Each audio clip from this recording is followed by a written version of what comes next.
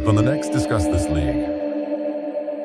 There is a predator on the streets of Gotham City. A predator who's dropping criminals like flies. And the Batman is set up to take the fall. What do you want? To find out who's icing the old gang. It's Batman! The Joker holds all the cards, but he's not exactly playing with a full deck. Can't be too careful with all those weirdos around. When the lines between good and evil begin to blur, Gotham turns against him. Batman, this is the police.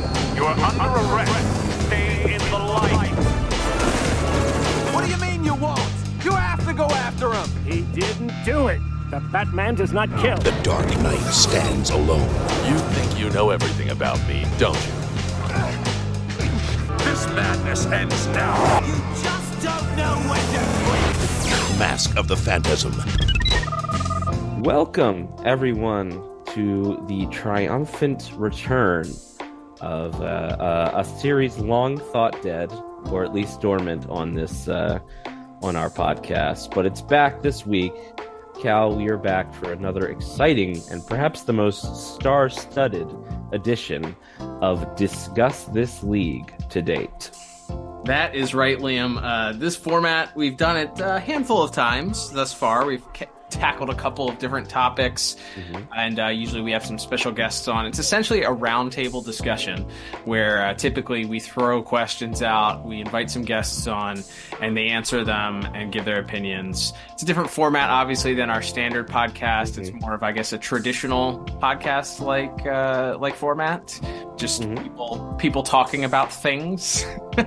But and so we decided, hey, it's a very special month, as we've talked about all month long, and that, of course, is Aqua Phantasm Month, which means we've been celebrating both the latest and final release in the DC Cinematic Universe, the original one. We're not specifically celebrating that it's over, but I think there are plenty of people that are, though. There are plenty of people that are very rabid online. We're not telling you not to celebrate that it's over either. Absolutely. You can do what you want. It's a free country. We support freedom here on this podcast. Very controversial stance. But yes, so Aquaman and the Lost Kingdom comes out at the original air date of this episode, or came out just a few days ago. And then we also have the 30th anniversary of Mask of the Phantasm. You, being the brilliant marketer that you are, married the two names together, came up with this beautiful month-long celebration. Last week, we did a re-review and revisited Mask of the Phantasm for its 30th anniversary. We talked about the mistakes we made when we reviewed it originally and some of our scores that we would like to take back but shan't. But Liam, this week's Discuss This League, we decided to throw up the signal and call in the big guns as far as discussing. And we had the opportunity not that long ago to sit down with a guy who's becoming a series regular at this point. He's no longer. I think we're almost prepared to remove the special guest portion of his his title, but we're a correspondent for the program almost, Mr. Kevin Altieri, who just happens to be one of the co-directors of the movie Mask of the Phantasm, and he'll be joining us. But he is not coming alone, as we also had the opportunity, and according to them, for the very first time doing a co-interview together, we also have co-director Mr. Dan Riba, who worked on pretty much everything DCAU related, as we'll talk about during our interview, but with the exception of the Zeta Project, although he does get credited on IMDb as we discuss. But yeah, I think we even chat about that for a second. That is, yeah, we definitely do talk about it. So, really, we had the opportunity to sit down. We talked about not only Mask of the Phantasm, 30 years later, what it means. We talked to both of these gentlemen about their sort of first time meeting each other, their interactions, working together. They worked together on shows prior to Batman the Animated Series. And then, it's really, really fun because you get to hear them interact with each other, remembering things, sharing stories with us, talking about the voice cast and the late, great Kevin Conroy and the late, great Shirley Walker and the great Andrea Romano's voice casting choices and all of this stuff, the things that we get into, the nitty gritty and the nerdy. We get to all that with these two absolute legends when it comes to the DCAU and DC animation here. So we're very excited to sit down for a very special return and much deserved return of Discuss This League.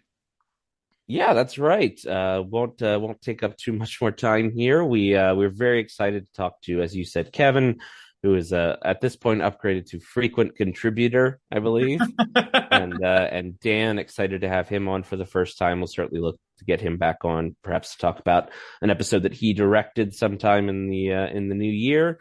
Yes, as you said, Cal, a lot of knowledge to be gleaned about the making of the project, especially when they thought they were making a direct-to-video movie, which suddenly became a theatrical release in the 11th hour.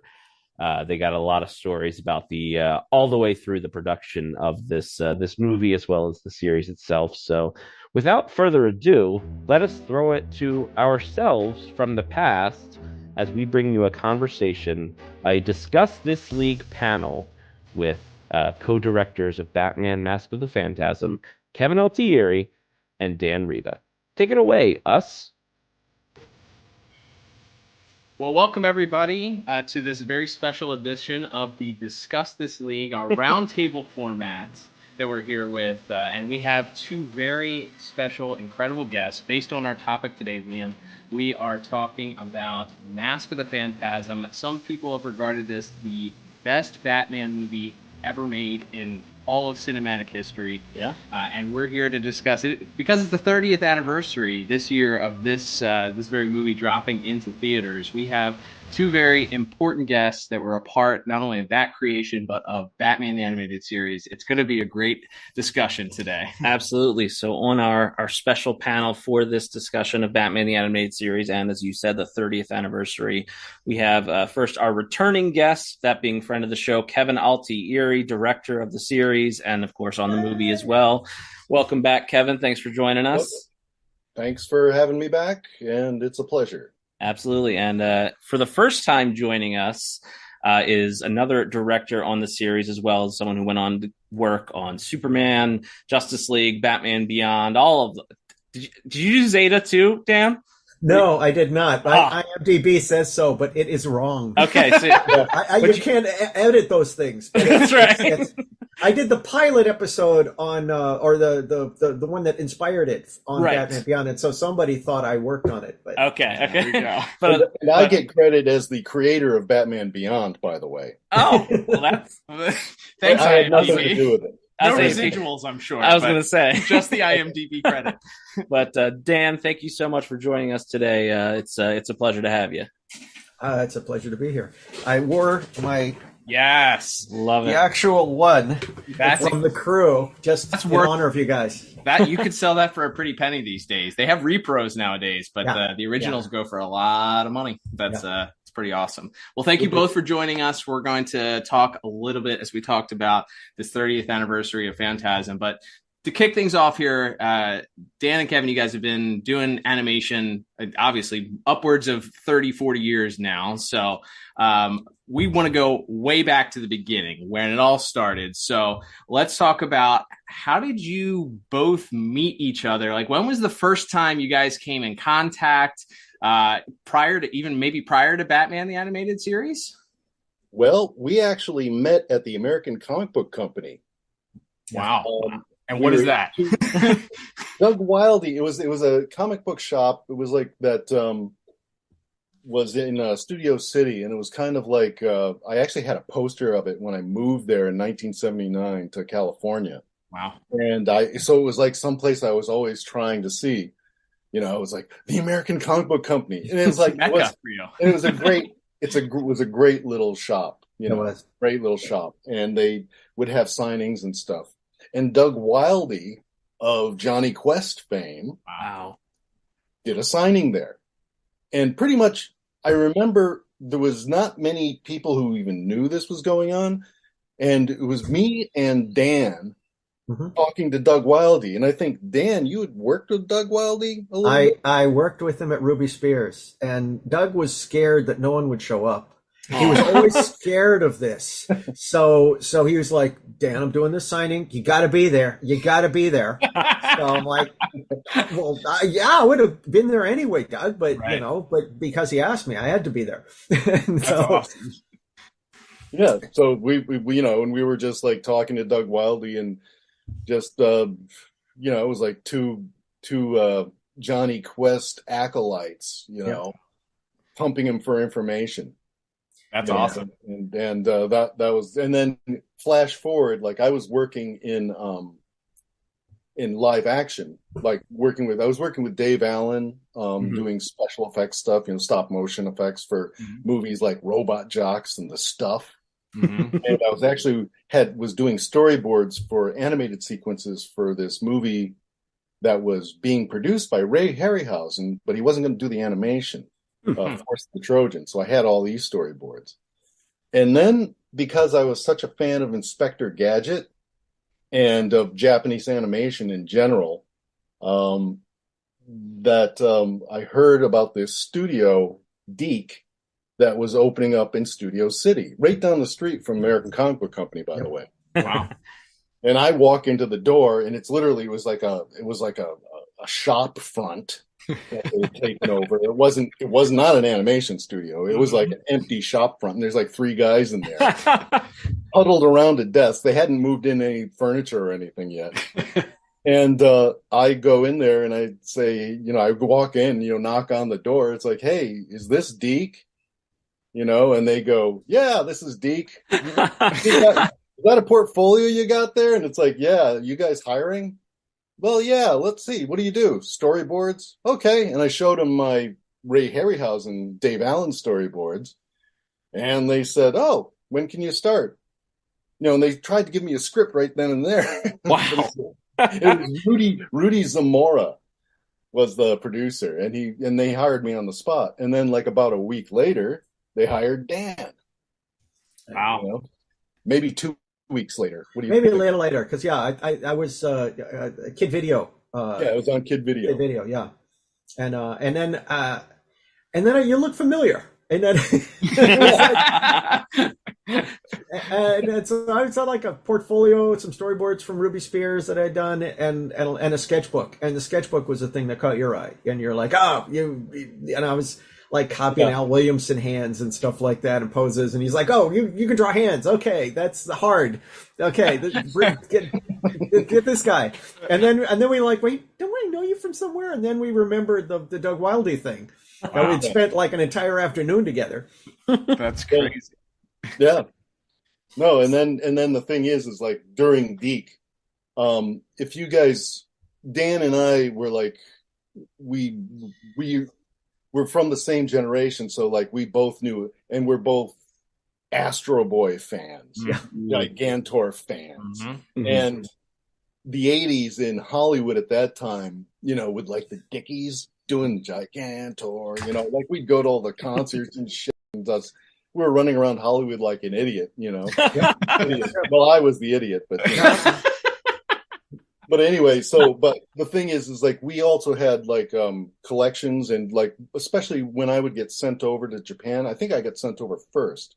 Dan spent more time in Japan, but I didn't even know who Miyazaki was. I just had these film books. Yeah, same here. And, it's like we didn't know who he was, and it's like, and then we go to Japan, and it's like, we're bringing all this stuff back.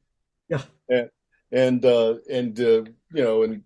we bonded with like the Japanese directors. They really liked me and Dan. Yeah. Because we Hirakawa in particular. Yeah, Hirakawa-san especially. He was wonderful. Yeah, and we learned Japanese style. Yeah. We did storyboards Japanese style. So they really liked us. And come into play a little bit later too. What was funny too was like I'd gone to the World Science Fiction Convention and saw the movie Lensman.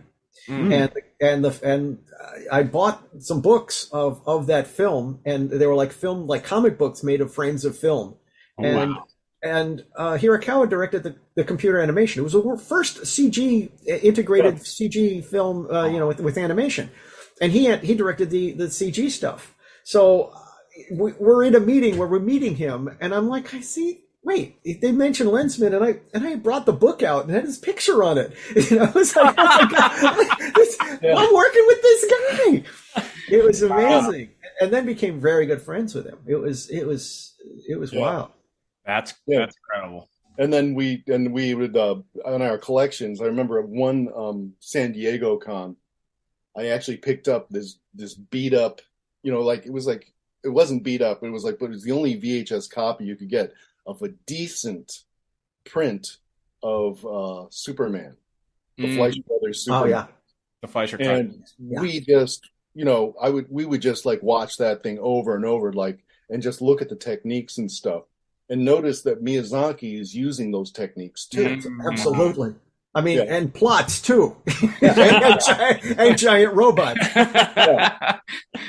And so it's like, and so we're like. And Brad was another one that was like, they were just, Deke was like trying to just get people to just crap it out and stuff. And me and Dan are going to Brad, no, we're doing it fast, but it doesn't have to be crap. Exactly. And when we're doing stuff like Real Ghostbusters, we're starting to get more into that action adventure stuff that we really wanted to do. But we're always doing Saturday morning. I did Jason the Wheeled Warriors and, what is it? You name all the Deke shows, Cops. Yeah.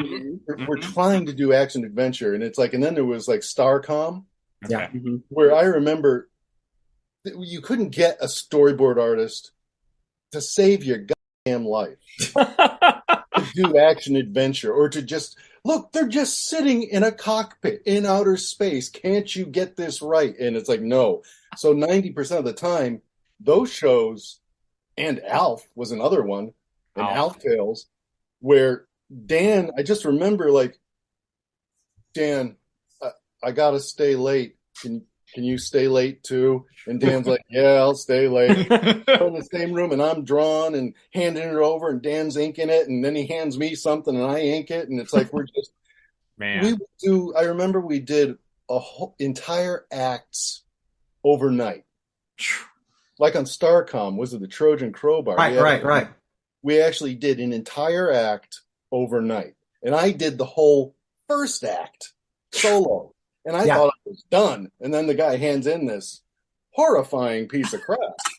And we were up till like 4 a.m. and we did it. Yeah. Because the deadlines you couldn't miss. You couldn't miss. Right. Stuff was going on here. And anyway, so flash forward to Bruce actually worked on Cops briefly. Don't you remember, Dan? Oh yeah. Peter Chung was doing the character designs, and then all of a sudden there's this long-haired kid who hands in these character designs and like, man, this is the style of the show. And then Peter's like, no, my style is the style of the show. But I did get to tell Bruce how much I really liked. Yeah, his designs. They were actually really exactly what the show kind of needed. Oh yeah, and then when he came in on Beanie and Cecil, I would actually take a break from working on Elf and watch him board, because it was like it was like watching like Wally Wood coming in, and these things were extraordinarily beautiful, and you're just like, how does this happen? You're it's like, I do this. I don't know how this happens from this guy, because it was like they were like little comic books, and it was like, wow, this is insane. So that was kind of fun. Yeah. So we have the introduction to Bruce for you guys. He's coming in and working. Yeah. Sort of this. And then I leave Deke just because they made it so impossible for me. It's like they kept cutting the budgets, and I'm like, oh, I'm out of here. And I worked at Disney Feature on Lion King and Treasure Planet and some other stuff in development. And then I was doing comic books for TSR.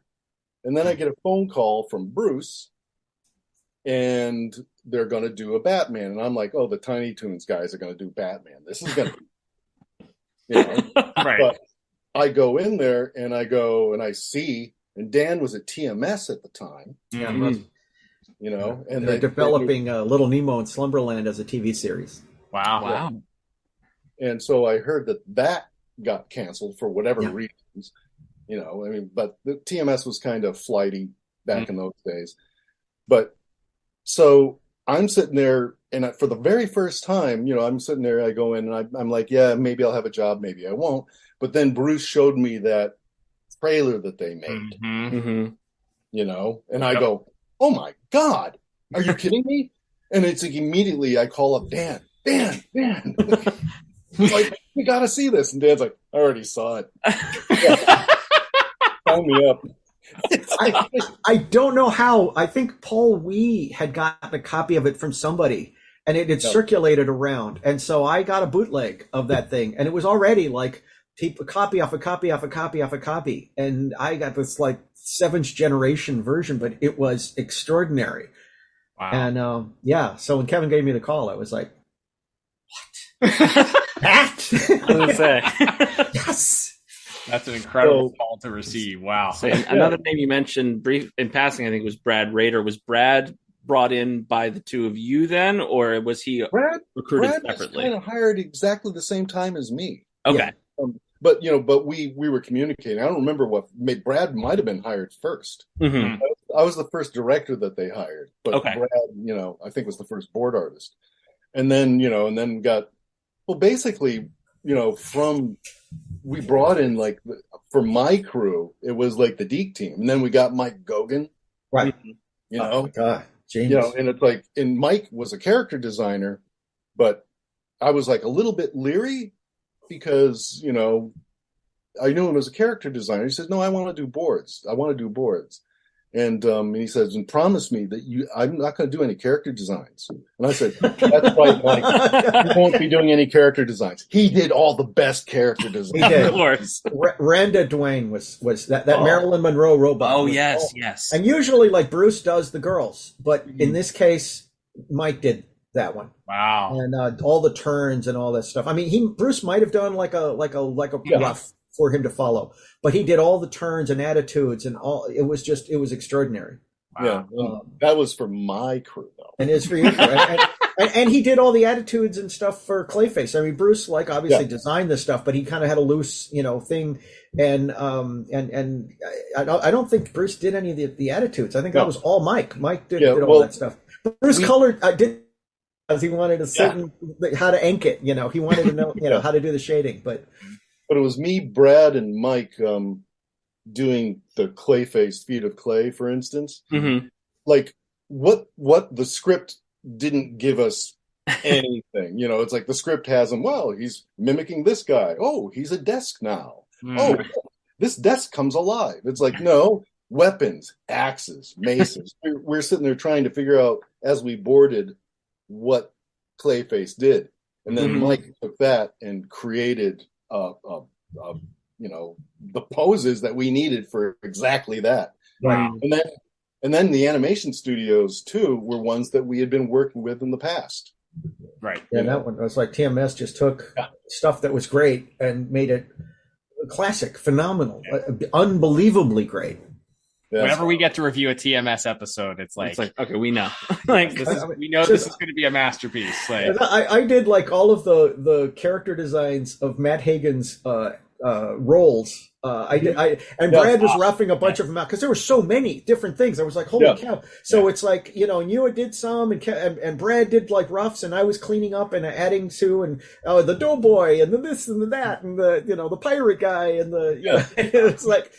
But man, but then when they just amalgamated everything, I did the Nosferatu, I think. Yes, you did. Oh, really? That's good. That last sequence goes down as one of the best. But then they just plussed it with that and it's in the board, but they just made it freaking really. Yeah, because I remember when I got that, I was supposed to be doing some other thing, and then Bruce comes in with the script for Feet of Clay, and he's like, yeah, it's like this, what do you think? And it's like I was supposed to get a com. Ooh. And I read the part script. one, and I'm right? like, They did part one. Yeah, they did part one, and I was like, "Oh my god, are you kidding me?" And he's like, "Yeah, I know. We're gonna have to pull some strings here." ACOM is notorious on our show. They were infamous. They were awful. They were another group that we worked with at Deke. Yeah. Yeah, all those animation studios except for Jade. I think we were all ones that we worked with. Yeah. So the connection was already there. Right. Yes. And, Spectrum was one that. That was Fukuda. Fukuda, right? Who did a lot was the TMS connection with Deke. Right. Yeah. So and Ken Doer. Yeah. We had known Ken Doer since he was a production assistant, and he's like fluent English, Japanese, and that helps. So that's how he became the producer over at. Without him, I don't know what we would have done. Oh, man, holy cow! I don't know. So it's all those connections. Nan Lighting too. She was Right. a manager, and I knew her from when she was a PA. Right. By the way, going back to Deke and the Japanese directors and the Fleischers, so I was really cautious about showing this stuff to these guys, and they were like, "No, we want this. We don't see these in Japan." So I ran the whole bunch, including the Japateurs and all the other ones, and they were like, "Oh boy," and they loved it. They loved it. And this is including like Osamu Dezaki, he was like the guy who directed Cobra, Gogol 13. I'm like, I had him in my apartment. I was like, oh my gosh. Wow. That's incredible. It was pretty cool. It was a good day. So we see the connection. You guys are a big family starting from, it's all these little connections. You made connections earlier on in your careers prior to Batman. But really you guys started working together, I assume almost immediately on the show, right? So what was the first episode that you guys remember working on together? Oh, you mean in Batman? Yeah. On Leather Wings. Yeah. The very first one that was done. Very first one. Yeah. The pilot. Yeah. So you guys started off on a high note. I mean, it's legendary. Yeah. It's legendarily one of the. It's the thing that brought everybody into this world. It gave them the sense that this was not the Adam West version of Batman. Yeah. This is not even the. It's not even the Michael Keaton version of Batman. It's its own sort of storytelling devices. Visually, it's very different than anything else that had been seen since the 70s or the roots of the character itself. But so you guys really got to kick things off there and really. Get started right away with a bang. Yeah. My first assignment was to help design Man-Bat, and I blew it. But but I insisted that his hand be wings because as much as I love Neil Adams, I think he's a genius. I thought his work was fantastic. It always bothered me that the wings just like come out of the wrists in a really weird, unnatural. It just seemed like, well, now it's a cartoon. It doesn't have any basis in science, and so it's like, so we made the wings like hand thing, and I kind of like made it work so that he had some fingers that he could still. And Bruce was like, okay, all right, fine. He signed off on that, and we kind of like I tried to work it and make it big a monster thing, but then Mike Kim came along and really like he nailed it. It was a great design. Yeah. So that way I'll share it with you. Yeah, if you look at my storyboards of the sequences where Man-Bat transforms and stuff, the design I was working off of was Dan's. Oh, interesting. Yeah. He has eyes. Yeah. So he has eyeballs. Oh, very interesting. Ah, okay. So they dropped it. It's like, so it was like, but it's like, so they didn't have to change the board because the design that Mike Kim came up with follows what Dan was doing. Yeah. Proportionately, they gave him kind of Popeye arms to justify the strength for the wing. It was great. It was really cool. Made a lot of sense. I actually, that was the main collaboration I did on the show was help you. I cleaned up some of the board, just a little bit around that area. So that was kind of fun because I remember doing the scene right after the transformation. That was all you. But then when he like picks up the desk and throws it at Batman and then goes out the window, I think I helped clean some of that up. which was, I think, I might have done the look, the pathetic look at Francine. I might have come. That's that little Chef's moment. kiss. Yeah. But that was Kevin's board. I'm cleaning up. I can't take credit. No. Collaboration. That's all. No, but we were doing what we always did. We were handing back and forth, Yeah, exactly. Well, that, along with everything else on the series, clearly is a masterpiece. Right. And speaking of masterpieces, as mentioned at the top, we're kind of looking forward at the Batman Mask of the Phantasm 30th anniversary coming up this year, amazingly. And tell us your guys' memories of just like when that project is first mentioned. And I know the legend is like it was supposed to be just direct to video, and then it very late in the game got switched. Is that accurate? Very much. Yeah. No, we had they called us in. They were talking about we're going to do a direct to video. I think only Disney was doing direct to videos at that time, right? And but their Saturday morning stuff at that time, like Gummy Bears and stuff, was really high quality. But I think Warner Brothers was looking to get in on that. I think they were planning on doing Tiny Toons, but they wanted to do a standalone thing. And I remember we had a meeting where everyone came in there where we were talking because we had finished the the first season, right, Dan? Yeah, we had finished the first season. Yeah, and this was going to be like maybe like we're probably going to get a pickup, but we don't know. And in the interim, let's do this video. So some way to keep the crew working. Right. Crew together. And that was Gene McCurdy and I think Tom Ruger. Like they were championing that idea. So basically, we're going to keep all the crews together, and each one's going to have a section. And I remember we had this meeting where Paul Dini had a great idea, kind of a Harley Quinn Joker one, and then I remember Marty Pasco talking about a character whose eyeballs were on the ends of his fingers. Ten-eyed man, right? Is that... Yeah. And I'm like, that's not, it's like, and Michael Reeves had an idea. But and we're all going to work on it. Alan couldn't stop laughing when the 10-eyed man.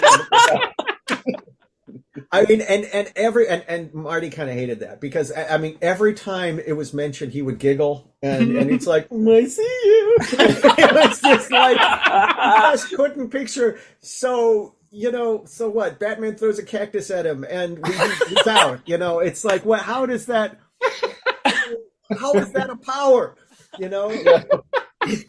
And then Alan Burnett.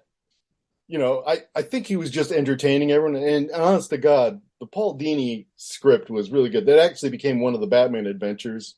Okay. Which has the Return of Grace, and it was a sequel to Two-Face. Right. Okay. Basically. This is where Two-Face is in jail, stuck with the Joker. Anyway, so that became a Batman Adventures comic book. I think that Ty Templeton drew. I'm not sure. Yep. But anyway, but then.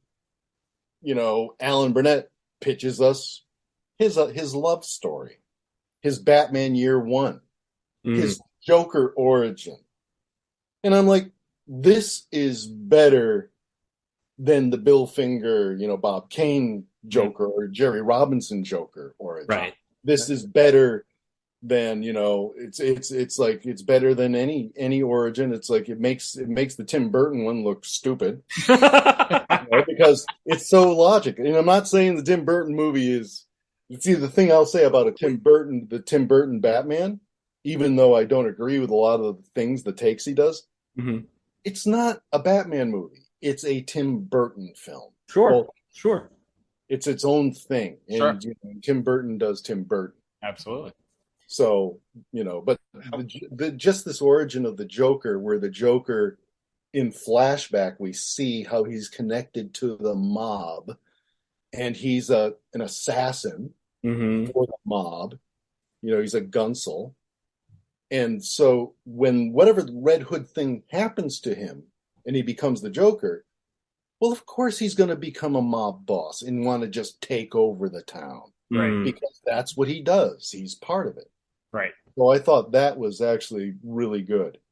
And then when I found out that the Joker's going to be in it, I only got to do one Joker and it was with Tim Curry, and that's like it was really great. I got to meet Tim Curry. And, oh, very cool. So you did the last laugh? Was it the last laugh? Yeah, he did the last laugh, and I think in Christmas with the Joker, and then after that he was whatever happened. He you know, I think he had to do a show in New York or something, so he got removed. And Mark Hamill took over, and I'm like, it's like every time the Joker and then Harley shows up, I don't get it. You know? So I go, okay, and I walk into Bruce and Eric and Alan Burnett, and I go, do me a favor. Number one, I want to meet Mark Hamill. And number two, I want to do the Joker. So give me the Joker stuff. Please. You know, sequence directly. And I'm like, I apologize to Dan. Because he's the director now. He's not on my crew. He's his own crew. He's got Thanks his own to crew. you. Yeah, well, I recommended him right off the bat because Dan was like, yeah, I had directed at Deke, but I was apprehensive about directing on Batman because I knew it was going to be I knew it was going to be a big deal, and I was getting ready to get married. I just thought, look, I'll do what I do because I direct here. I won't have a life, and I didn't. I was right. But so on the Mask of the Phantasm, my sequences, and I really had to do the boards myself because I really wanted to. Yeah. And just like all the Joker sequences, including the flashbacks, where he's a thug. It's like, and it was me and Mike Gogan and Brad and Brad, yeah, because I think Brad did the Joker in the dilapidated. He did some of that stuff with the World Fair Valestra. With Hazel. The Hazel stuff. Yeah. And then you did the climax, the fight at the end that was just so marvelous. Yeah. And Mike did the hospital scene with the office scene and the hospital scene with oh my gosh, the council guy, Reeves, Arthur Reeves, Arthur Reeves, Arturo. And I got to for the recording of that. It was like, Hart Bachner. He's like, I'm sitting there, and it's like there's something, just this oily, thing he has with his voice that he was doing that was like really cool. And then just I had to slap my hand. I'm in the booth, I'm not, but he's sitting there, and then you describe what's going on, and you go and say, okay, he's like laughing and laughing and laughing and laughing. And I don't remember there being a cut because he's like doing that, and they're like, now control yourself, counselor. He's like, okay. And then I said, and then it's like you just describe to him what's going to happen. He said, and then you look over at the window, and Batman's coming in. And just that voice that he has is like, oh no. Yeah. It's like that wasn't in the script. Yeah. It wasn't in the script? Wow. No, the oh no wasn't in there. That was just. Oh my gosh. That's so great. Now, Dale, what part? And it's funny is, by the way, he's the son of the mayor. That's Lloyd. That's Lloyd Bachner's kid. I don't. So it's kind of I neat. didn't. Like the politics. So it's like he's a councilman and his dad's the. That's too funny. That's too funny. What did Dan? What were the sequences that you remember specifically? We know Kevin jumped in front and said, "Give me the Joker." Were there? Yeah. Oh, I didn't do any of that. So I just no politicking. You were just like, "Give me whatever." No. And I mean, I know I because I did like a lot of like Jeepers. There is the oh my gosh, my characters' names. The first sequence in the cemetery. That I did that. Chucky Saul. Not Chucky Saul. It was the grave of Chucky Saul because Bruce did the Buzz Bronski. Buzz. Yeah. But Doug Murphy boarded that. I did I think I did like the party scene. I did the scene. I boarded the scene where Bruce Wayne takes the red pencil and he makes the little smile on the picture. That's the stuff that was what I remember boarding. I did the crowd scene where the councilman is ranting and raving in front of the press. Okay. And then the chase. I did a lot of the chase stuff you did the rooftop stuff. The rooftop stuff. And Phantasm and also the thing I Kurt boarded a thing, but we did some tweaks on it. The binocular shot. Oh, yes. And what was funny about that was that we were trying to make this read that he was reading their lips. It wasn't quite playing, and there's a shot that Bruce thumbnailed, and we kind of realized we got it from 2001, where we go through the window and we see Batman with the binoculars, and you pull back to see Arthur and Andrea's talking, and you can say so he's like, it's clear that he's reading their lips, and that was a shot right out of 2001 with it's like Hal is like through the little window and he's reading Bowman's their lips talking, and then so we were like, oh, we ripped off 2001, that's cool. And then flash forward like 30 years later, I'm talking to Gary Lockwood and he's talking about working with Kubrick, and he's like, yeah, I did this. The one thing that with Kubrick was really great with like input. I could suggest something, and we couldn't nail this thing about how Hal could figure out whether. So I kind of came up with this idea about him reading their lips, and I'm like, "Get you off!" Oh man, that's great. Oh man, that must have been pretty funny. I love that. So I know you guys you're credited as sequence directors, I think is the official term, and then Bruce and Eric are credited. Eric Radowski and Bruce Timm are credited as the directors. So what was that process like? So are you kind of doing your individual sections, and then they're kind of just spinning all the things at once, or how does that work exactly? That happened. The credits actually were done originally. And it was supposed to be there's executive producers, and then it's produced by Eric and Bruce. Okay. And then we were directors. Right. Just the same as it is on the series. Mm-hmm. But then there are executives like Bob Kane, I think, Michael Uslan, people who are just attached, like Stan Lee's, it's like executive producer to Stan Lee. It's like, as if Stan Lee had anything to do with it.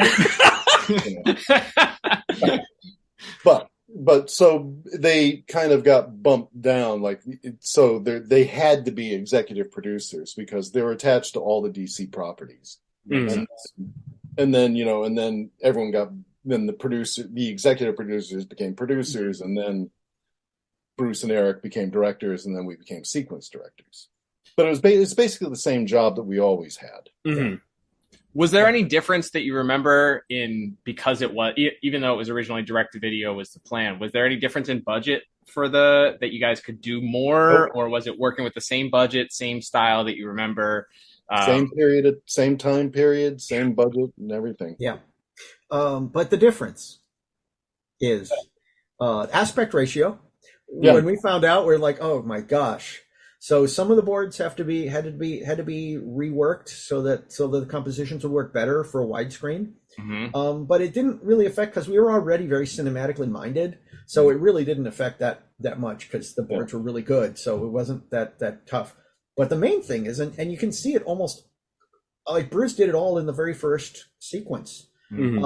All of the BS&P rules that are just broken right there. Broken glass. We weren't allowed to show a fist connect with a face. All those things were like camera shots with the flashes or kicks to the chest. Yep. All of that stuff. He made a point of let's get this fist right in a jaw. Let's have him break a lot of glass. Joker's losing teeth and bleeding. It's just almost violated in that first shot. It's I don't think he put any child endangerment in there.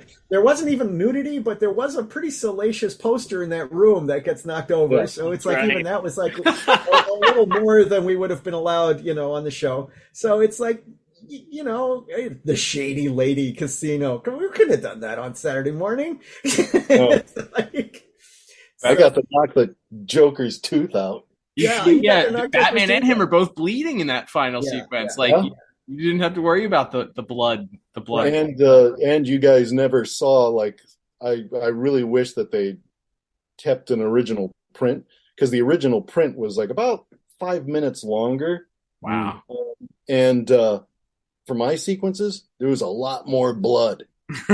Doesn't like get stabbed with the top of the Empire State Building too? Like, the original board I did, the Joker actually stabs Batman through the shoulder. Whew. And then the Batman, like, he kicks him, knocks his tooth out, and then he stands up and pulls the spike from the Chrysler Building out of it. Gosh. And then he says, "Joker." Man. And there's like a pan of Batman. There's like a pool of blood under him. And yeah, that was animated. Yeah, the big pool of blood, and like Warner Brothers is like, that's too much. and the auto gyros, there was like about a minute more of them just cutting him up. Yeah, there was a lot more. And for me, like, as far as like the new format when they did that, the only thing I think I had to do, and I remember doing, was like, I went, oh boy, I get to do the miniature city more. So I made those compositions work better. Right. That actually, having the new format, because originally it's pretty much a square. Yeah. Okay. And then when we got the larger format, that was one thing that I went back. I remember doing that, like, because the shots of the city, those are all straight off the board. Wow. Yeah, the backgrounds are made straight off the board, including the little WB on the building. Yeah, I know. That was hilarious. And it gets a laugh every time. Yes. Every time I see it with a live audience, it's like it gets a laugh. There you go. What I love about that sequence is it's like the inverse of all the Dick Sprang stuff, where Batman is with giant, working with giant props. But in this case, it's now giant Batman with tiny city. Yeah, Joker and Batman are the kaiju now. Dick Sprang. Yeah. Wow. The script was, I think it was written by Michael Reeves, and he was pissed off at me because he went like, everything's big, they're on giant typewriters, they're doing this, they're doing that, and they're jumping on these big tires and big this and big that. And I said, no, they're Godzilla and King Kong. Yes. In the miniature city of the future. And the thing is that is a thing. That actually existed in both World's Fairs. There was that miniature city thing. It's real. These World Fairs actually had them. So, like, Kevin's drawing from that, and also the idea of the Joker wearing the Chrysler Building. That's actually an old thing too. The people dressing as buildings. There was actually a fashion show of like this from the 30s of guys dressed as buildings. It's really goofy. So actually, that's even based on something real. Wow. So it's all like it's informed. There's an inspiration. Reality actually, like, and I didn't tell anyone that I was doing the Joker. Just the Joker, he's doing, costume change is what he does. Right. And I just had him wearing the Chrysler Building on top of his head. Those in the eyes. He's like, it's like the classic, say that to my hand of painting, but it's just like it's a building. It's so funny. We're sitting there in the editing bay, and we're sitting there. And I'm watching. We're editing, trimming this and that, the shots, and they're calling retakes. And they called a retake, and I'm like, I go, what retake? And it's like, well, look, the building's moving. I said, just go to the next scene, and they're like, oh, like that's not a mistake. Oh my gosh, that's great. That's the thing. It's like, because it is such an absurd and funny thing that the Joker still has a sense of humor, even this dark weirdness that there's like something, tweaked and weird and insane about it, but it's still funny.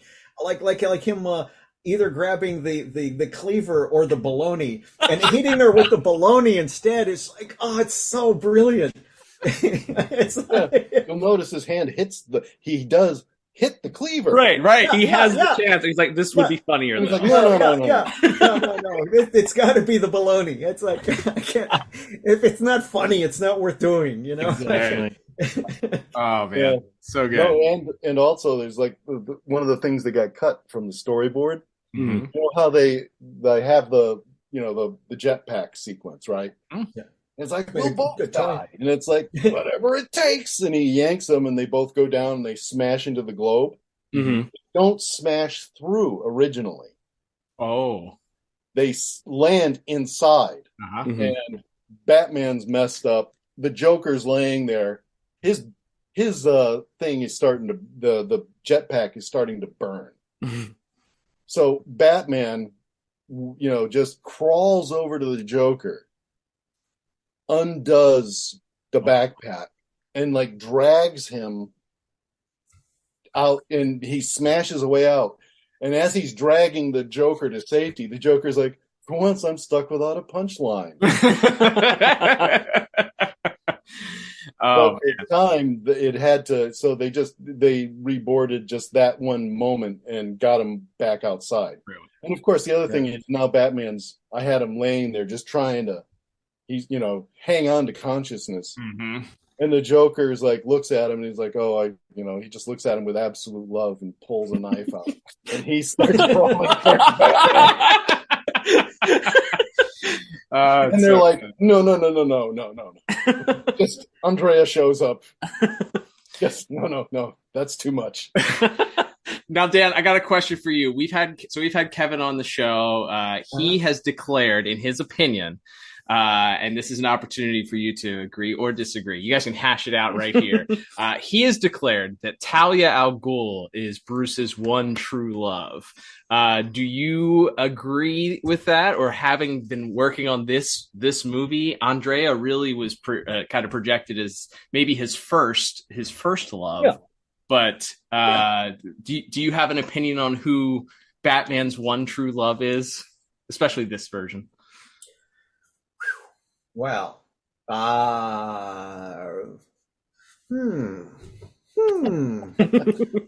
Now, before you answer, Dan, I want to say, remember everyone out there in DCAU land, that Mask of the Phantasm, number one, it flashes back to Batman Year One. Mm-hmm. It's like it's basically the animated series Year One, but the whole movie is pre-Batman the Animated Series. Right. Exactly. This is before Dick Grayson. This is before Robin's Reckoning. Exactly. So all of that. So exactly is like, it's like Bruce Wayne when he falls in love with Andrea and goes through all the angst and all that stuff. This is all before. He's in his 20s. Yeah, exactly. He's 23, 24, maybe.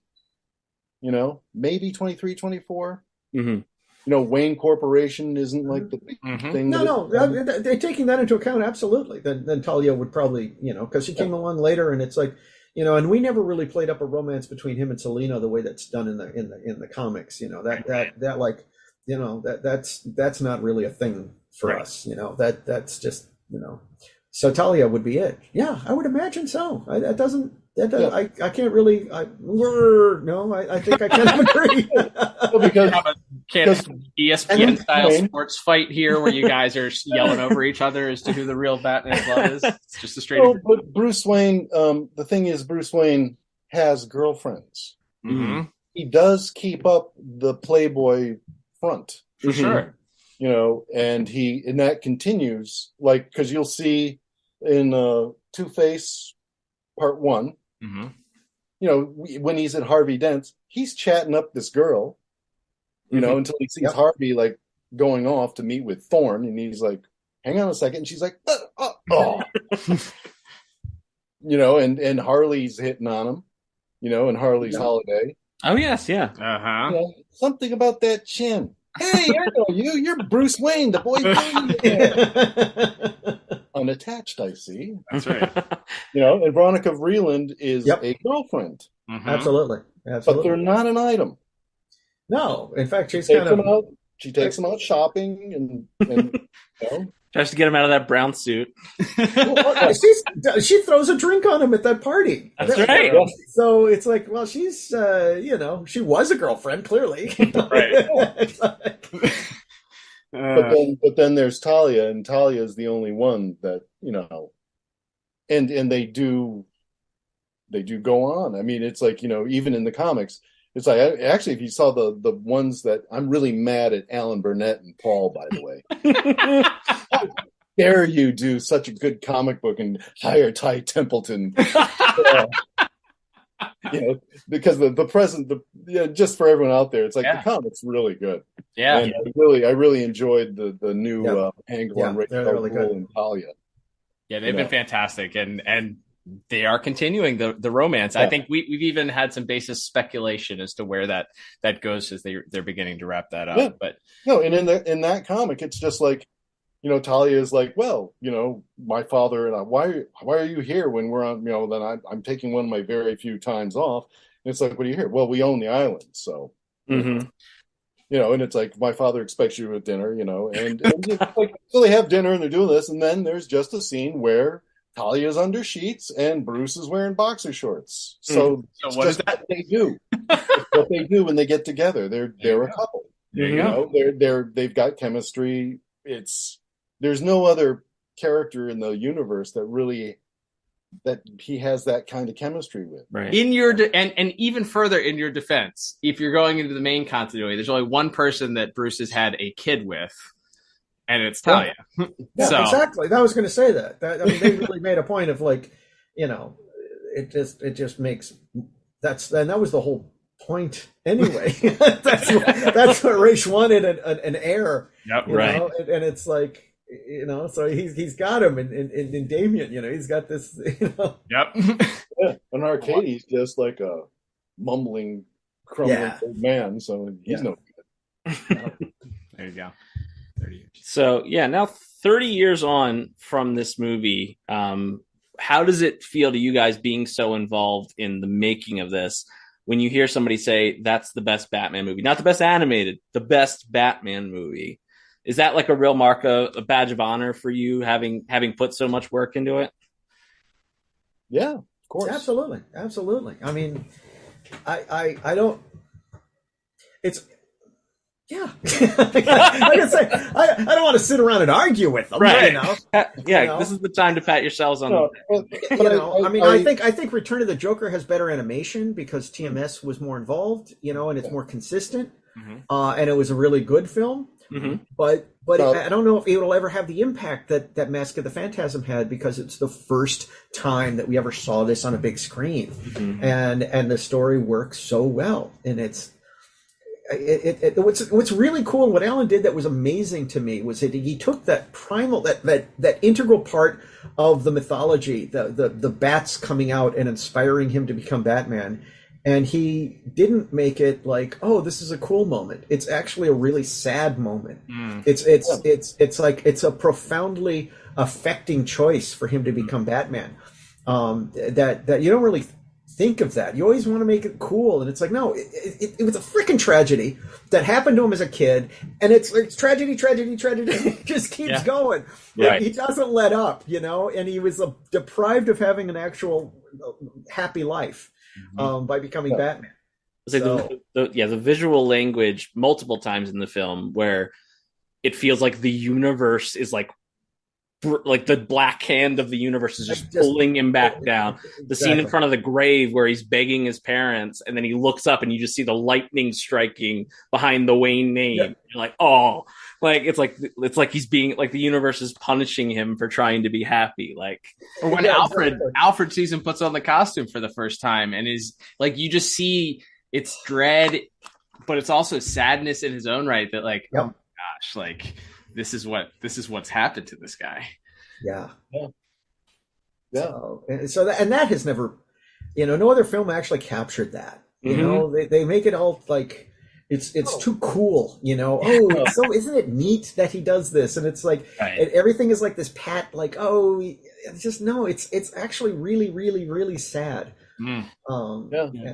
The most recent live action Batman, not the Flash, the actual last Batman, the Pattinson. They both shouted out this a lot. I'm going to throw my computer across the room if you went on about the Flash. no, thank you. Not on this episode anyway. But the Pattinson Batman film, they both mentioned Mask of the Phantasm as an inspiration, and also I feel like this was a movie where a lot of the other Batman films tend to maybe put more of the focus on the villains or a Harvey Dent or a Joker or whoever, because they're a little bit, they're charismatic and they're interesting characters. Whereas this Phantasm it's really the story of Bruce Wayne all the way through, from when we see him as a young man and all the way through to the end when he's, when everything's exploding and the Joker and Phantasm and everything's been revealed. So it's like, I feel like it was also brave to be like, no, this guy's interesting. We just have to, like you said, don't worry about trying to make it too like edgy and cool, and just like tell an honest romance about who this guy was and how he got that way. Yeah. And also the one thing that one of my favorite characters is Alfred. Yeah. And how, just the script it just makes him, he's Ephraim Zimbalist Jr. in this movie. So perfect. It's so perfect. And it's like, and he's, in the way he talks to Bruce, it's like, and people have always, I've gotten into arguments over this, but the dynamic is Bruce Wayne as a young man is deprived of a kid. He's raised by the butler. He's raised by, and everyone forgets, Alfred Pennyworth. They're creating all this weird shit now. Pardon my language, but he's a fighter pilot. He's a fighter pilot in the Battle of Britain all the way, and then he ends up with like the French underground, and he hooks up with Mademoiselle Marie, and this is the guy that is now the butler for the Waynes, and he has to raise this kid, and he does, and they're so it is Bruce Wayne's father. This is a lot of the combat knowledge, a lot of the first aid, a lot of all the just all the stuff that Batman needs to survive comes from Alfred. And it's like, and they had that one great line. It's like, you think you know everything about me, don't you? And it's like, I heard your bottom. It's such a teenager lashing out, like. Yeah. Like, you're not even my real dad. Like, I don't have to do what you say. Like, it's that. It's just great, and he's trying to encourage. He wants Bruce to be happy, right? And I love the thing. Just very simple visuals. He walks out with the tray. Whoops! Turns on. I know, it's awesome. It's brilliant. It's brilliant. It's like, man, that was I think that was Frank Parr. It was. He did that martial arts scene and the romance thing. And then he repeats it later on when they reconnect. He walks in and he turns around and does it again. Yeah.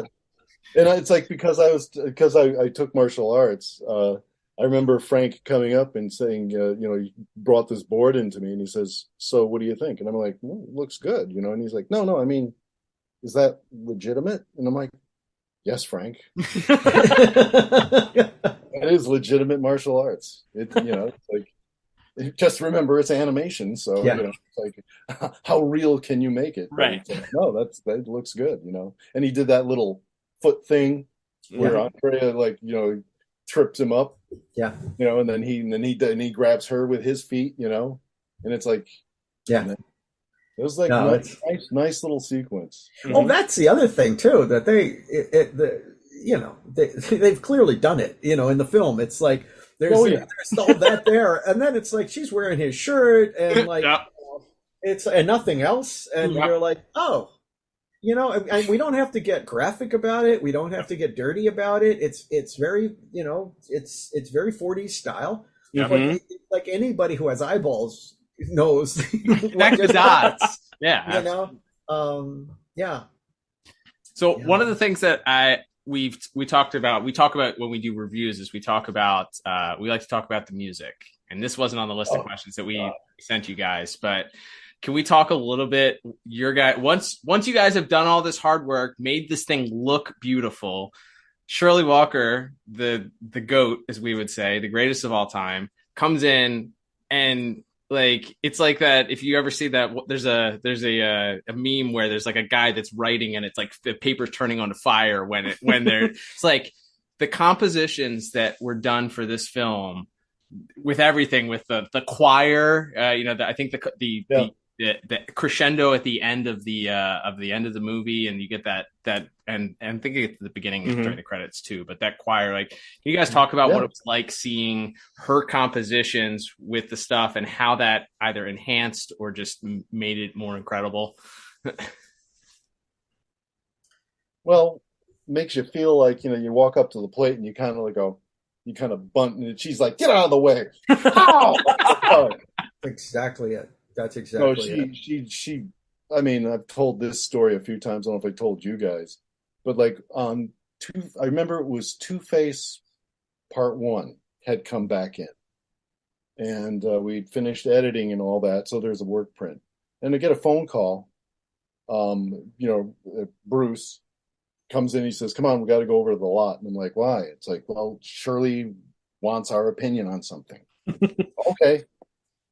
We walk, so we go over to the lot, and the lot, Warner Brothers lot, especially then, was, it's a real movie lot. There's like guys on horseback going by. It's like Blazing Saddles.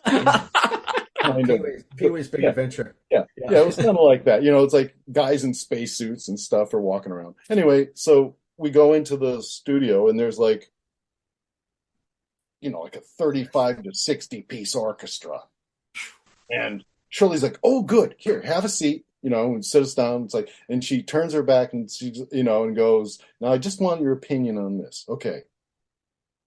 Tick, tick, tick, tick, boom. And then there's like a scene from Two-Face, and I'm watching it, and boom, boom, boom, boom, boom. And she turns around. "So, what did you think?" And me and Bruce are just sitting there with our mouths open. Like, it's great. No, you don't understand. You see, what I was trying to get here. It's like, I'm like, oh my God, it's like tears are rolling down your cheeks. It's so beautiful. And it's like, she's so friggin' good. It really is extraordinary. And it was a singular moment in time when this could happen. I guess like Tiny Toon started this thing with the orchestras coming back, because that was not a thing that people did before. And it was like from the 40s, from the old, he wanted to do Tiny Toons like the old days, and so he brought the orchestras back. And so by the time Batman came along, they didn't know any other way to do a cartoon. Warner Brothers Animation, they're like, "Oh, this is what you do." Right. And thank God, because we got the best musician in the world to compose for us. And it was extraordinary. And you'd get that. They'd have the film on black and white reels behind the orchestra, and you'd like sync it up. You'd hit the clicks. You'd see the footage for the shot, and then she would be conducting in front of a live orchestra. You'd see the footage, and it was amazing. They brought us in to watch a little bit of the scoring for the film, and it was. It was extraordinary. It was extraordinary, and the orchestra was even bigger for the feature than it was for the series. That was the one difference. Also, it was like they got more people to play, because they once it became a feature, they added a little bit more money to that stuff, because it's like, it's a feature. Right. Yeah, because like when the series started, and it's like, I've heard people like, "Well, of course it costs millions of dollars per episode," and the thing is like, no, Batman the Animated Series did not. We were locked down to $500,000 per episode, and that included the music and the voices. Yep. Wow. Warner Brothers was not, what they did. They hired very carefully, or let us have our way, and they didn't really interfere very much. Not the producers, not Gene McCurdy or Tom Ruger. Mm-hmm. They had their say. They had things that could concern them. But they understood that, it's like, in order to get a certain level of quality, they let you have your head, and they let you go. But we were locked at some of the episodes, of course, I know that some of the other directors would perhaps spend more money, but the budgets were basically, some of the episodes maybe cost more, but we were like $500,000 an episode. Yep. And Mask of the Phantasm, and I think like probably $100,000 of that budget was just music. Wow. Yeah. But it really paid off. Yeah. Mm-hmm. Really paid off. Yeah, we talk about it when we review the episodes, especially those Batman episodes. It's and honestly Superman and but the so much of the composition and the stuff that Miss Walker did, and then with the people that she eventually passed the baton to. Yep. Those compositions create the character in a way. They give depth to a character. When you see the Joker and you hear the Joker theme, what to expect, even if it's played with different instruments or in different keys. It's the same thing with Batman, the crescendo. And we talk about when we were growing up playing with Batman figures, we're making the music when Batman comes in to fight, dun, dun, dun, dun. Like, we're doing the Shirley Walker themes when we're playing with her. So growing up, the impact of that stuff, and then today, again, it just makes the work that you guys did stand out even further, and separates all those cartoons that were made in the 80s and 90s. There's very few of them that people can go back to today and look at and say, man, this holds up. And part of that, I think, is certainly the fact that the attention to detail and the love and the heart that was poured into the musical composition. It's just Absolutely, especially when I first heard that Shirley told me that they're going to do the chorus thing, and I'm like, geez, I don't know if that's going to work. Yeah.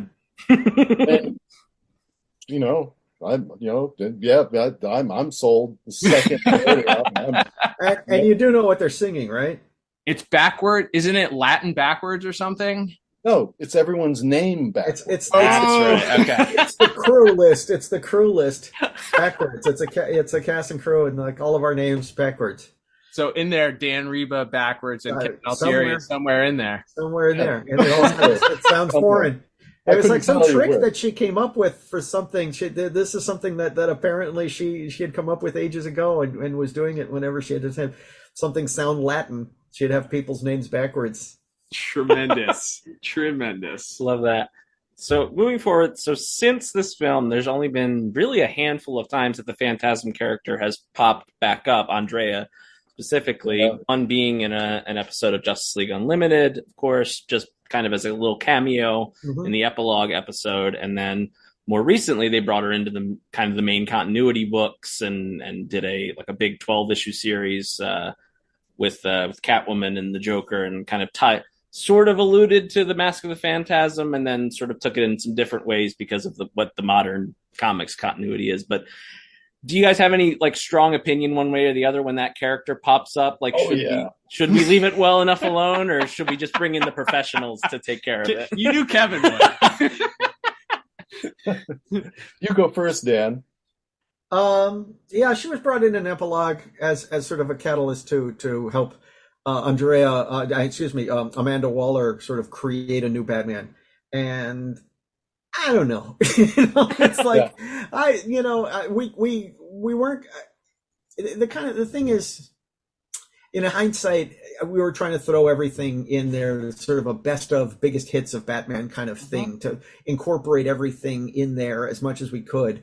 I don't know if it really should have been done. I think she could have hired anybody to do that. It's just I think they wanted a moment that was like, oh my gosh, It's a little wink to people who knew. It's a little wink, but I honestly kind of think, and because they weren't going to bring in Dana to do the voice, they weren't going to really it wasn't going to be a role. So it maybe was a waste. I think perhaps we could have gone a different direction on that. In hindsight, looking at it, it's like, oh, it's cool. It's cool because it connects to his past, but it's sort of like, I mean, the fact that she doesn't go through with it is great. But it also kind of implies well, has she been like an assassin going around now? Right. Since why would this happen? Exactly. No, it's like because that was my argument on it. Because I go number one, it's something I wasn't involved. Sure. But as soon as I see it happening, I'm going oh, come on, give me a break. Andrea Beaumont's only drive, and this is what separates her from Batman, is no, revenge. Exactly. Justice. This is what she feels is justice, especially for the Joker. Right. And the only reason the Phantasm exists is for her vendetta against all the guys that ruined their lives. Mm-hmm. That costume was burned, destroyed. That part of her life was gone forever. So the idea of like somebody bringing that back to her is unlikely. Yeah, it's always like new creative heads or something wanting to own something. Like, for instance, in my opinion, Killing Joke is another one, right? Barbara Gordon is wounded by the Joker. She's shot in the belly by the Joker and she's just in the way of him kidnapping her father. Mm-hmm. And then he's in the hospital and it's like, Bruce, he's nuts. He's more nuts than ever, Mm-hmm. She doesn't have to be Oracle. She can heal and become Batgirl again, or Batwoman, or whatever. Right. It's like, why? It's like, oh no, now someone at DC is like, I own this, and now it's like wheelchair ridden, and then there's another Batgirl. It's like, and Bruce Wayne is constantly adopting a new Robin. It's like, how many kids do you need, man? Well, this one got killed. Oh, I guess I'll get another one. It's like, oh, for God's sake. I mean, at least the one that's his son for real is like, okay. Yeah.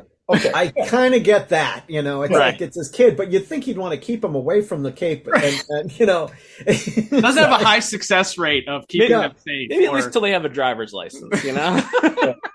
But then again, it's like, why does he have to be Robin? Right. Well, exactly. Robin was Dick Grayson's creation. Mm-hmm. And Robin in the Batman the Animated Series, I think is, that's his kid. Mm-hmm. He raised him from a young man, but even as a young man, he was quite accomplished in acrobats and all that stuff. Mm-hmm. But he basically creates Robin Hood, which is something a kid would do. And he hangs on to it, and because in the Batman the Animated Series, he's now college age, going to school. He's like, what would you say, Dan? Maybe 19. Yeah. 19, 20. And he's buff. Yeah. He's an athletic, buff kid. He's built like Chris Hemsworth or someone. Right. Well, I always thought him as more of like a Bruce Lee type. That was the thing. It's like I saw him as athletic, like more acrobatic and that kind of thing. Like one of those Olympic acrobatic, guys. More than a muscle builder. And more than Batman, the thing about, and Lauren Lester, I think he'd back me up on this, but Robin likes to fight.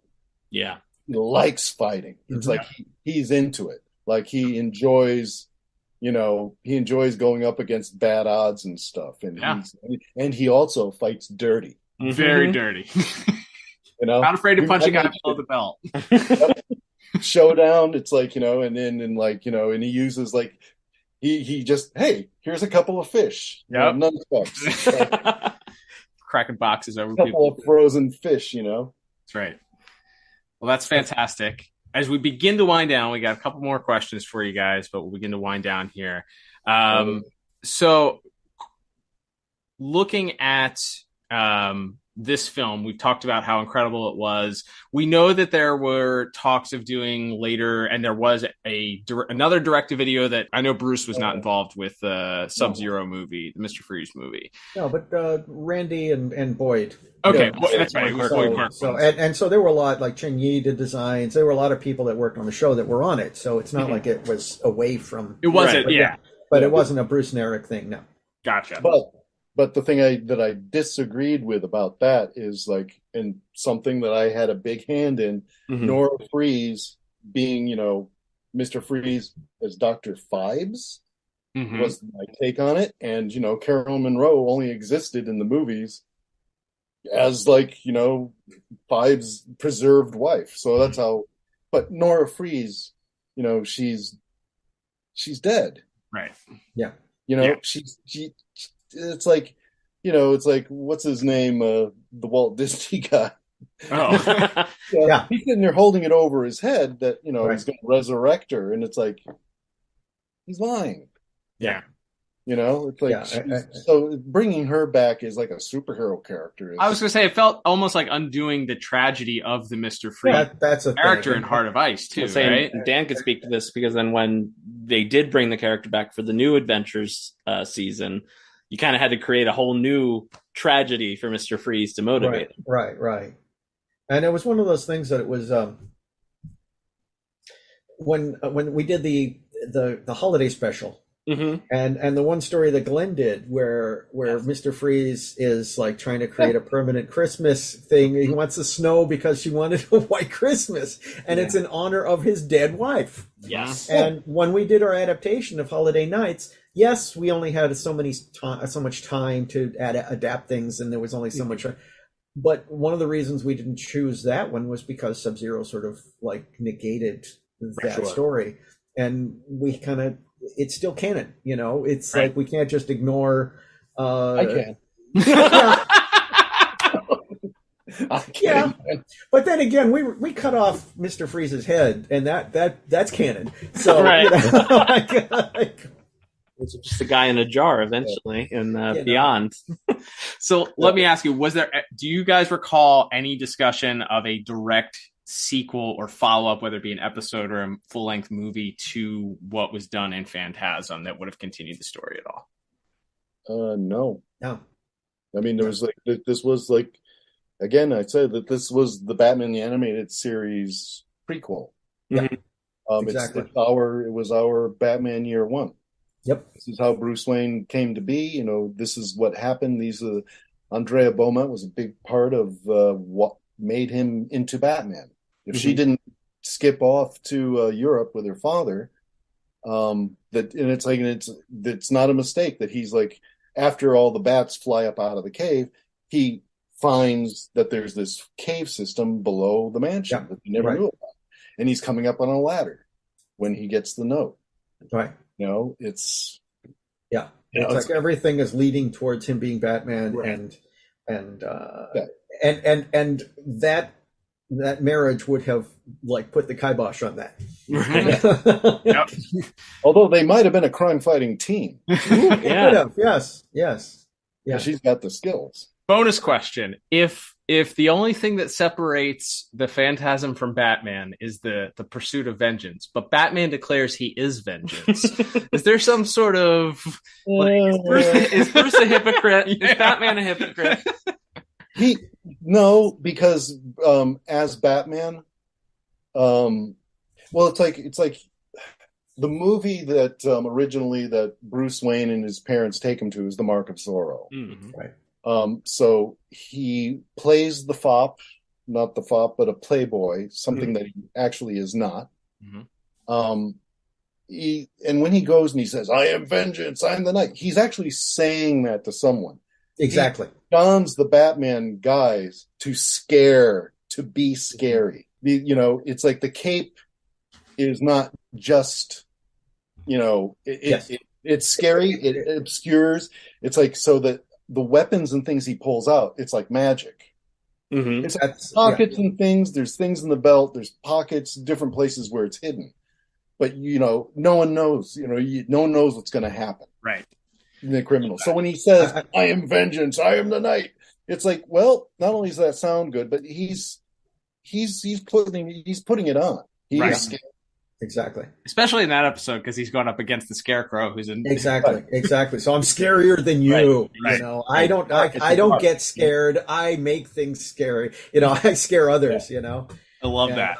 And maybe it's just a quick final aside. Obviously, we do your best not to mention the late Kevin Conroy, of course, as the voice of Batman. I just had a quick question. We spoke a little bit with Kevin last year, a little bit earlier this year when we had him on to discuss Bane. But do you guys remember just like the first time you heard him do the voice, and like what was that feeling like, and how does that and just a little bit about your personal relationships with Kevin. Like last time I saw him was at the Garden State Comic Con. Not Garden State, it was at the Meadowlands, East Coast Comic Con. And they had a panel, and I hadn't seen him in like, I don't know, 7-8 years, I don't know. And the thing about him, and not saying I'm unique, but I'm sitting there doing a sketch for someone. I'm drawing in the booth, Mhm. and then I just look down. There's like these 2 feet, and I look up, and there's Kevin Conroy, and he goes, "Hey, Kevin. Hey, Kevin." It's like, give me a hug, and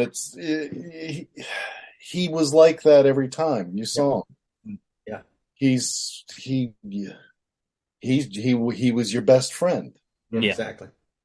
And he wanted you to feel that way. And it's like, I don't think you could even piss him off. No. And I'm really, it does. In the first time I met him, at the recording, I walk up and I'm like, Michael Keaton's pretty good, but my God, this guy is friggin' Batman. No kidding. He was lantern-jawed, handsome, broad-shouldered. Hey, like he looked like. Yep. I'm like, why isn't this guy Batman? Yeah, exactly. He was athletic and everything. He kind of had skinny legs, but other than that, they were in good shape. He was, but he was just like, oh my gosh, he was, man. Yeah. He was Batman. You could totally see the mask on him. It was like, yeah. A friend of ours who actually worked on the Adventures Continue comic, Jordan Gibson, did a sketch of Kevin in the bat suit with just kind of like the shadow of the cowl across his face. It's like, why didn't that guy why didn't that guy's phone ring in, Right. Well, but he ended up being Batman, and like the whole thing. It's like, I'm sorry that very few people out there got to see him perform. Yep. Because one of the most fun. Yeah, go ahead, Dan. No, you go ahead and say it. You started it. Well, I know where you're going, but I just was sitting there like on Harlequinade, just seeing him, Mark Hamill, and Arlene Sorkin interacting in the booth together was like a once in a lifetime thing. It's like, I can't even describe it, because it's like you see the cartoon, and it's pretty funny. It's like, it's pretty funny, but it's like seeing Arlene playing Harley, like where she goes, it's like where she's actually performing to Kevin Conroy. Exactly. And he's like, you don't see it, you don't do anything, you don't touch anything unless I tell you got it. And she's like, yes, sir. That's the thing. What we did in the cartoon is what they did with each other. That is exactly the thing. And that's the beauty. That was the strength of Andrea Romano as well as director. She knew that these people had to be in the room to get the right performances. If they don't bounce off of each other, there's something false. There's something, and that's one of the things that kind of bugs me about the way features are done, because everybody's voice is recorded a million ways so that they can have all the control in the world in case they change their mind or the story or this and that. Right. And they're not literally talking to each other. It's fake. And we were actually able to get real performances out of people, and they were genuinely bouncing off of each other. And I wish you could have seen, you could have seen the look that Kevin Conroy gave Hart Bachner. Like a friend in need. Yeah, Arthur, where you can stick it. It's like it is performance amongst actors. Yeah. And and it's like Ginny McSwain would also do that. Insisted. I worked with her. Other than Andrea, those are the only ones that bring all the actors in. Yeah. No, all of them in, and like, there's such value in just acting off of each other. Yeah, absolutely. I was gonna say that's like the first day of acting school note, right? It's reacting. It's exactly hearing what the other person says, and then you respond to that, as opposed to just say it 15 ways and we'll pick one. Yeah, no, it's and it's one of those things where Andrea would like get up at like 4 in the morning, 4 or 5 in the morning, and go over a script scrupulously, making all these notes and get ready for a record. She would sit down with the actors before you do a table read, where she would like this is your motivation. This is what's happening on the screen. And they would know absolutely everything they needed to know going into the record. Yeah. And so it was like her preparation just like made that stuff sing. It was extraordinary. And she'd call you up too. It's like if she had a question. I don't know what she did. Oh, exactly. All the time. Yeah. I think she did it with me and Dan. I don't know about the other directors. But Yeah, of course. Yeah. Yeah. Because you're always like, then every now and then you go, oh, shoot, there's a helicopter. They need to be yelling. It's like, you know, and it's, there's this going on. And, but there was always like, and then she'd always like, how close are they? How, to get the volume and the intensity, because you just kind of like have to get that. And my thing was always, for coverage, because if someone falls off a cliff, you don't know how high the cliff is. You don't know exactly. Right. You have the thing in your mind about you want it, but it's like I always ask for like 3 yells to get like different lengths, so that it's like we know how far a person is going to fall. I love that. That's tremendous. That attention to detail. Another thing we talk about. We sing the praises of Andrea Romano whenever we possibly can. Just absolutely the voice acting and the performances. And in this film in particular, like Kevin, like gave it his all. Those shots of him talking to his parents' grave were particularly resonant to him. He really broke down apparently, and Andrea had to console him. Because he really, like, it's him. Wow. Yeah. This is he pulled it out of himself, Yeah. It is the performance of the. Yeah. I mean, you can go back and watch that scene, and when he talks about not expecting to be happy, and he's really just like begging for some release from this burden that he's carrying, and there's just nothing, and then the lightning strike. It's just get chills every time thinking about it. And when you find out about his real life history and what happened, it's like, oh my gosh, it totally resonated with So glad he got to write that story for the DC Pride comic book a couple of years ago, just talking about how his own personal life had informed being able to go to that dark place and how it, created that magic in some ways. Mm-hmm. Thank you both for sharing those thoughts. Thank you so much. We know the I'm sure it's not easy losing a friend like that and talking about them, but that's really incredible for us to hear and really cements that legacy of. I mean, we already knew that from everything else everyone says that Kevin was an incredible human. And I don't know much about, like, I knew he had cancer, but I didn't really know how sick he really was.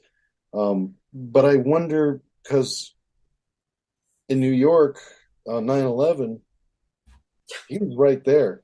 Yep. He was front line, serving food to all the guys that are diving into like the asbestos cloud. Well, his brother is a fireman who he didn't die, but he felt a connection to all those that did, and that's his city, and he had to go back and do something. So he really just like a real hero. Yeah, he really was. It's like, and it's like, he was just serving food and stuff, but he was doing it right there. Like the guys would come out covered with dust and crap, and there's Batman serving you food. Can you imagine? You know the story, right?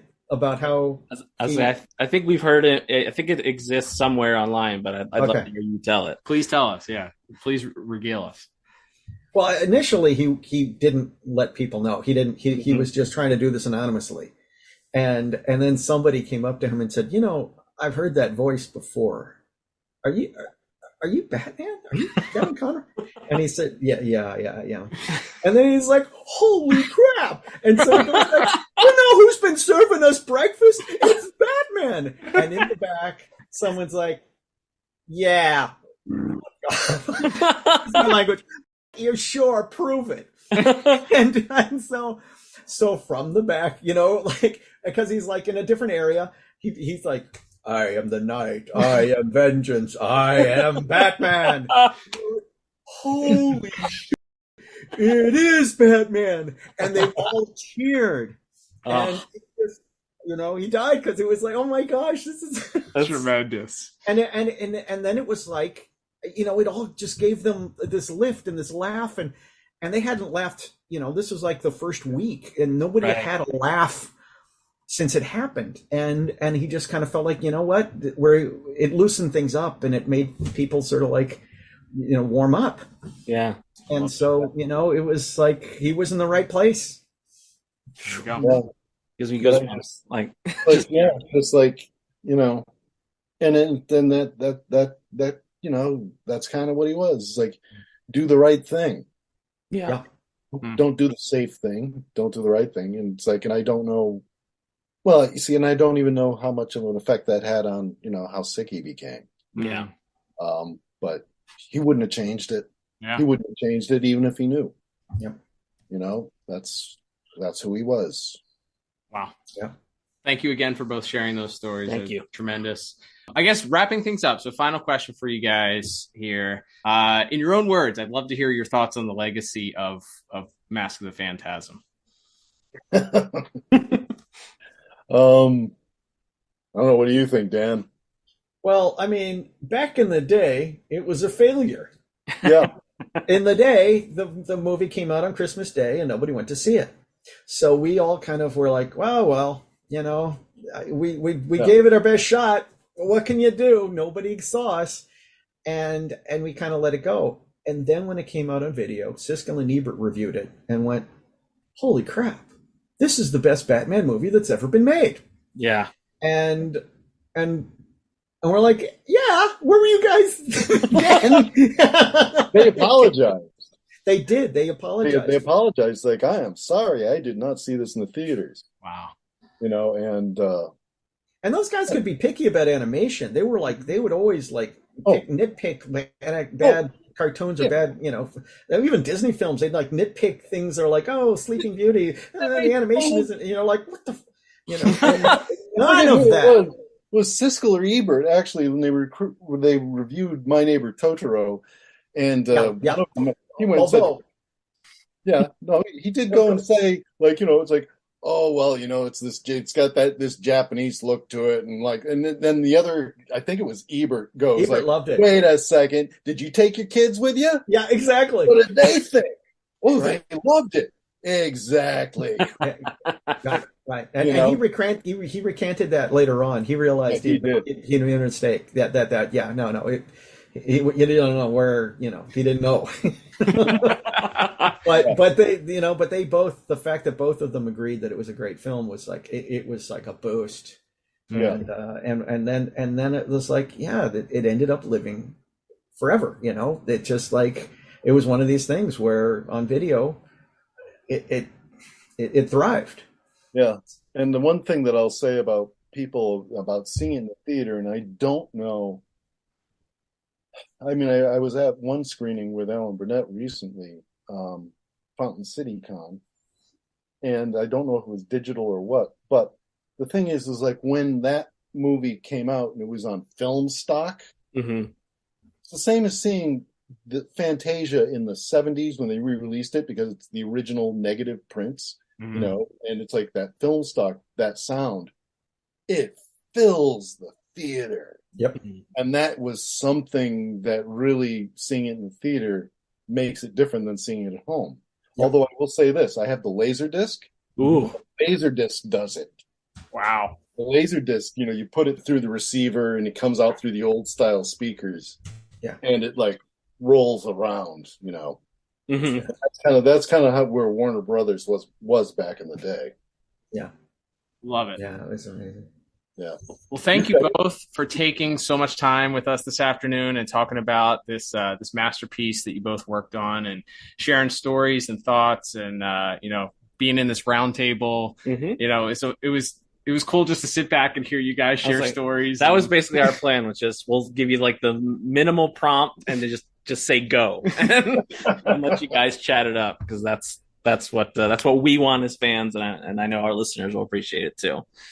You guys want to plug any social media? Kevin, I saw you've been active recently, posting artwork on there. You're hit and miss. You come back here and there, but saw you've been posting your sketches. Yeah, no, I mean, I've been. I mean, I really, I don't know. I don't have any plans right now, but it's like I really enjoyed doing that episode with Paul and Alan, and hopefully I'll be doing more comics. Love with that. those guys. I like I said earlier, it's like I'm just like God. It's like I wanted to do the Ra's al Ghul Talia one. I really wanted to draw that. I really wanted to draw that. Ty Templeton's doing a great job. He's doing good. Yeah, I'm glad he's healthy. But Yes. Yeah, and he's better than ever. Yeah, he's really phenomenal.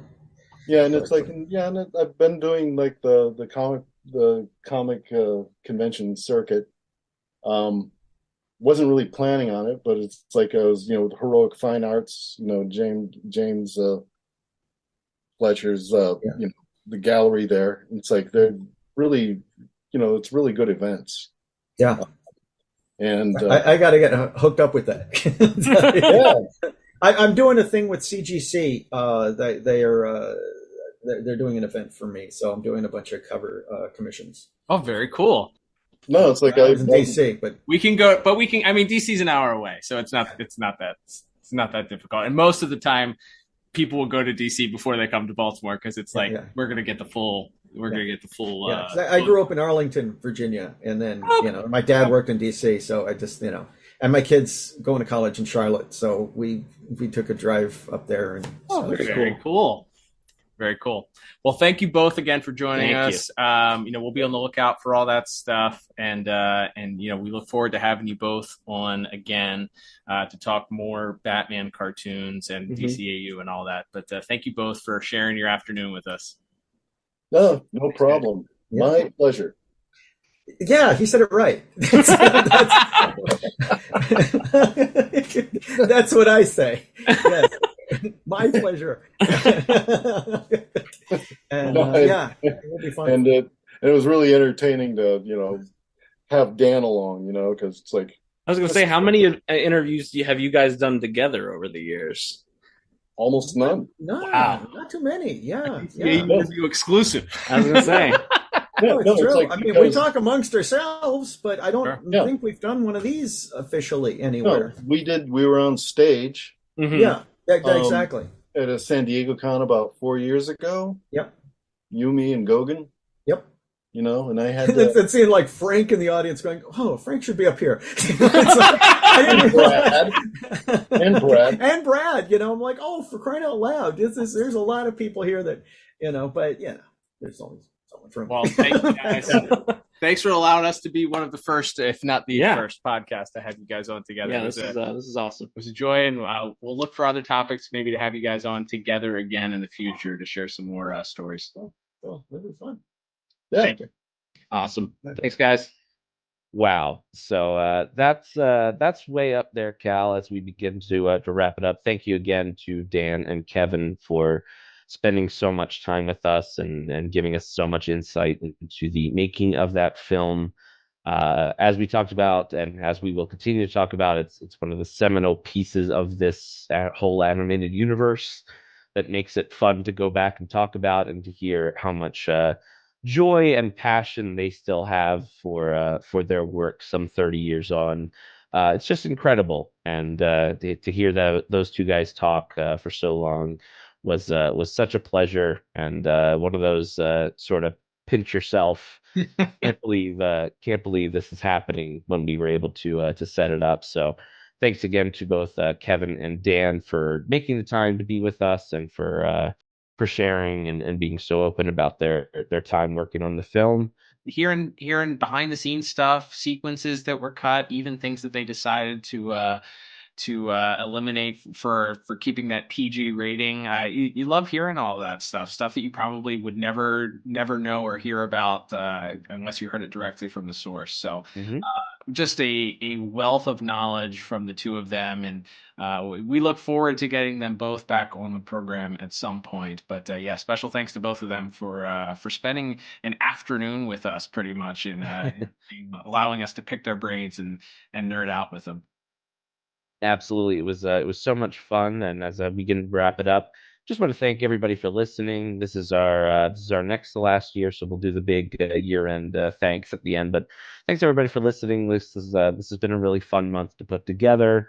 And whether you do so on Apple Podcasts or RIP Google Podcasts, Spotify, or any of the other third-party sites, or of course, if you're listening on youtube.com/the pod tower, where not only you get our shows, but shows from Jump on the Batwagon, as well as the whole archive of Tim Talk and some live stream archives as well. A lot of great content up there. Love being a part of the pod tower YouTube as well. So however you listen to us, we appreciate it. Just listening to the show or watching on YouTube is a great way to support the show.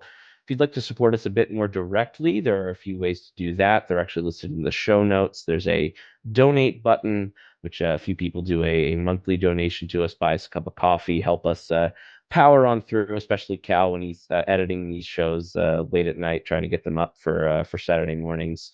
And we always appreciate those who do that. And of course, there's also our store where you could buy yourself a shirt or a mug or a hat or something or a sticker. We appreciate anybody who supports us. And a great free way, in fact, to support us is, of course, to leave us a 5-star review on your podcast catcher of choice. Seems like Apple's the main one that lets you post reviews. I know you could give 5 stars on Spotify as well, but if you leave a 5-star review, we'll read it on the show, and we'll actually send you a little gift if you're within the continental U.S. But it's been a fun year. We when everybody was posting their Spotify Wrapped, we got tagged quite a few times for people saying we're one of their top podcasts of the year. So thanks to everybody who's listened, especially I imagine this one will have a few extra listens. So thanks to everybody for listening. And Cal, this is a 5 Saturday month, but instead of a trip around the Elseworlds, we're going to do something a little bit different, because it is, after all, Aqua Phantasm month, and we got to go out with one more theme appropriate episode, although it won't be a traditional review coming up next week. That is right, Liam. So it is the holiday season, and we do tend to want to take a little bit of rest and family time, although we are still in very much the giving spirit when it comes to the holidays. So don't worry, we're not skipping a week and leaving you without content to stream if you need an excuse to get away from some family or something like that. But instead of covering an episode of one of the DCAU shows, instead of doing an Elseworld, as you mentioned, we're going to do a bonus episode, but for the very first time, a specific issue of the Batman and Robin Adventures. And on theme, as you mentioned, the Batman and Robin Adventures Annual #1, which came out in November of 1996, written by Paul Dini, a name we would certainly recognize, penciled by Ty Templeton, another name we'll likely recognize, with a few other. Mike Parobeck also worked on it, the legend. Dev Madden also, and Brandon Cruz also worked on this particular comic issue. But why it's so important is, and pertinent for us to cover, is that it is sort of a direct sequel to the Batman Mask of the Phantasm movie. It involves plenty of callbacks, references, and additional things to sort of follow up on a couple of the threads from the movie. So looking forward, Liam, to discussing this. It's been quite a while since I have read this issue. We definitely had this when we were growing up, but I'm excited to look back on this and just sort of review and talk about the issue itself, some of the artwork, and our memories of reading this when we were kids, as well as some of the things that kind of tie it together with the Batman Mask of the Phantasm movie. It's going to be awesome. Absolutely, Cal. Can't wait to revisit that. Like you said, we haven't done many retro DCAU comic reviews, so excited to break into the back catalog there. Going to be a fun one to end the year on. But until then, I'm Liam. And I'm Cal. And we'll be back next week with another episode of the DCAU Review. Merry Christmas and Happy Holidays.